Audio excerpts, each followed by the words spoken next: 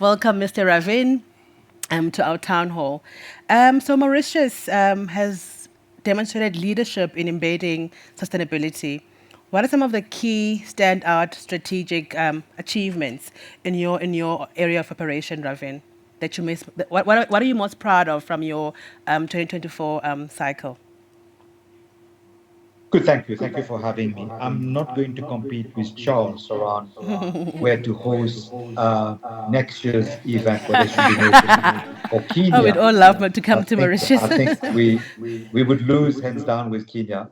You can't imagine having these conferences or conversation on the beach in Mauritius. So, uh, Charles, I think it's all yours for next year if we need to do it outside South Africa. But I think it's important to have Charles and myself in those conversations. I think as much as we operate on a Pan African basis, I think stories around what we do outside South Africa is important to understand. Because I think the challenges each of us have in our own jurisdiction are very different from each other, including South Africa. And I'm glad that part of the group we have this ability to be able to look at what's appropriate and relevant for us and navigate within those challenges. I'm not going to go into details or things that Charles have covered already. I think a lot of them are common in terms of what we're trying to do. But I think I'll spend a bit of time on the why. I think it's important for us to make sure that we win hearts and mind around why we're doing it. The cynics out there don't believe bankers are good at it. They believe they're there to make the money and we don't care about anything else and stuff like that. So it's important for us to maybe double down on it in terms of the why and convince our own employees we're serious about it, make sure that our clients feel we are adding value, but the community at large sees us as a force of good, as opposed to we trying to explain that. I think it's important for us to make sure that society sees us as we make money, but we can make money by doing good. So as mentioned, we are a multi-country organization.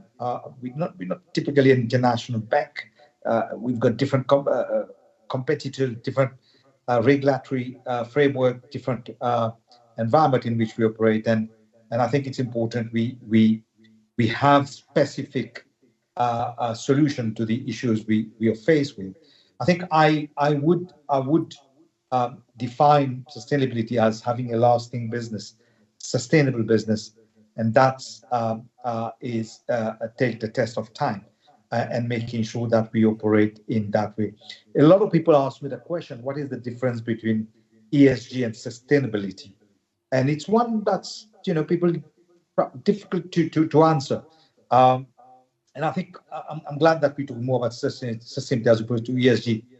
I think the difference from my point is more of an outside in for ESG, but for sustainability, it's inside out, i.e., what we can do to improve society. And a lot of the initiative that Charles have mentioned, we're also doing that in Mauritius. Uh, but I guess the focus on climate is still on scope one and scope two. I think to make a real difference, scope three is important for us to get serious about and try to help client.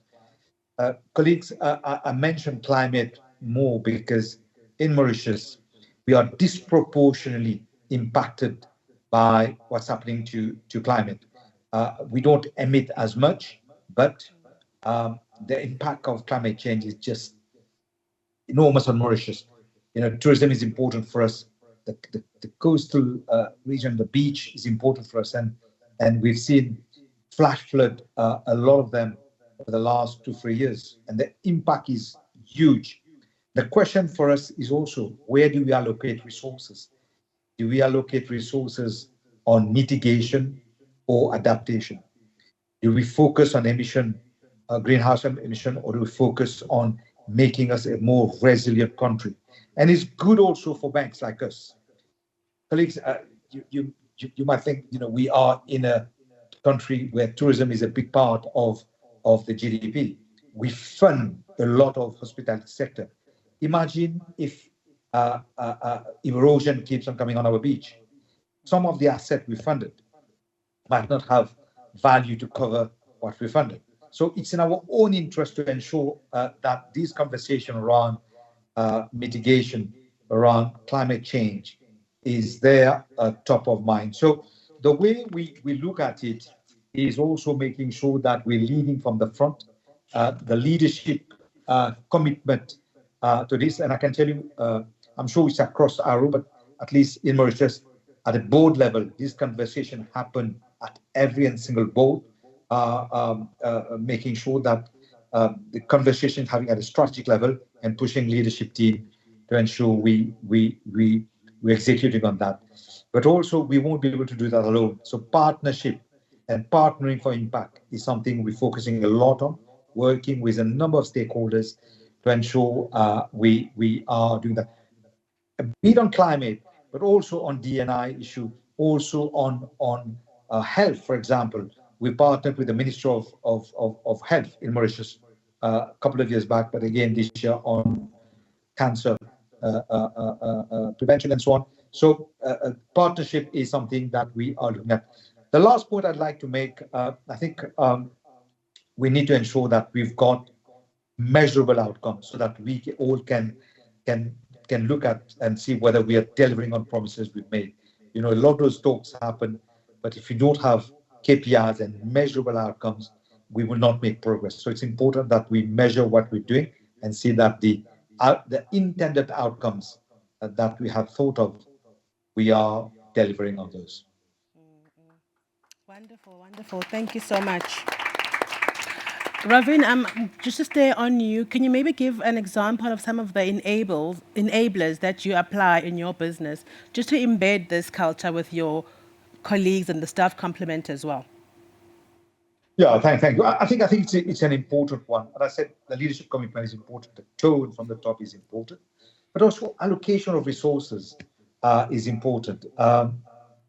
We are in a business that every cent you spend, you need to do a business case. Now, to really look at sustainability, environment, and so on, to make business cases is very difficult. So we would have as leaders to make sure that we put money where our mouth is, ensuring that we are locating resources for long-term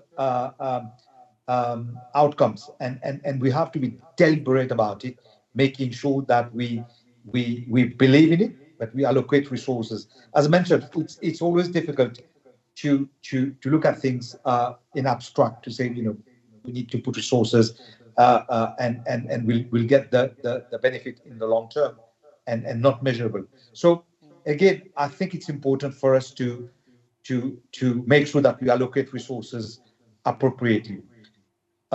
Providing funding is something that we are looking at, both from a CIB corporate perspective, but also on the retail side of the business.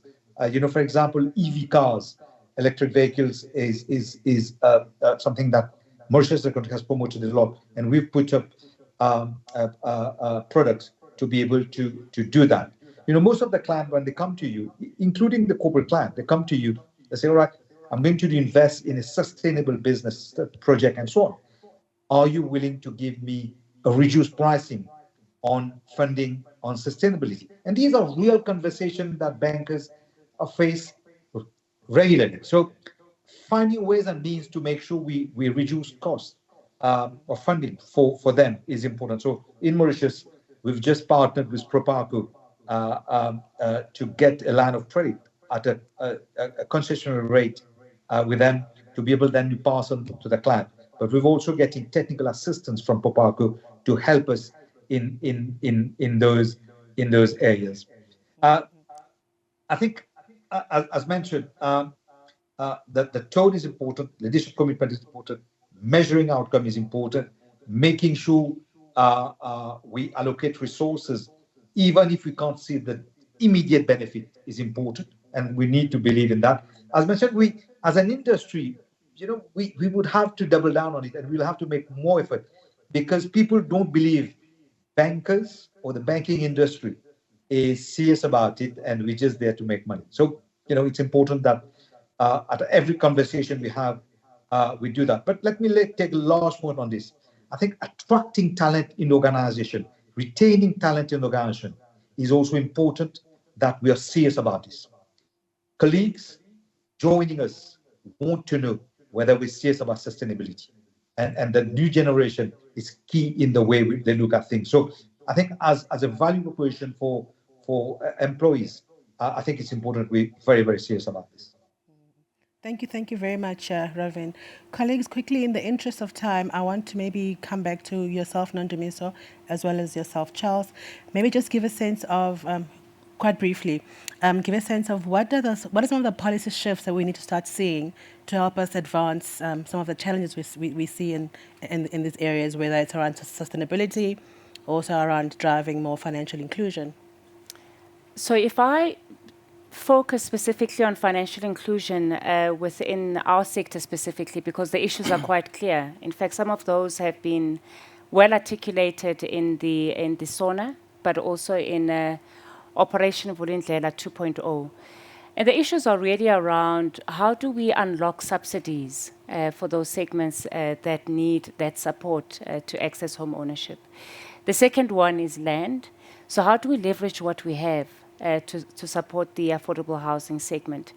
The third area for us, obviously, I spoke earlier about the challenges around where some of these developments are located, because what you don't want is consumers having to travel far and spending a lot on travel. So it's really about how do we work with developers in the ecosystem to ensure that our developments are close to economic opportunities.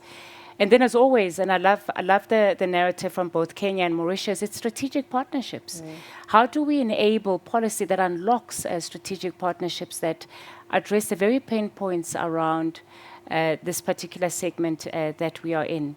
And then last but not least, title deeds. That continues to be one of the areas of focus in this market, and how we help unlock that debt capital that sits in the economy so that many can unlock and enter the property ladder. I think last but not least, if I can, I know we're almost out of time. I think it's important even for us as colleagues to also lend our voice into policy making and feedback, because a lot of us sit in the BASA committees, because there we're able to engage with other private sector colleagues, government, and civil society to really wrestle with the issues that need to be shifted in policy making. So I really encourage colleagues to bring and lend their voices at the table. Thank you so much, Nondumiso. And on your side, Charles?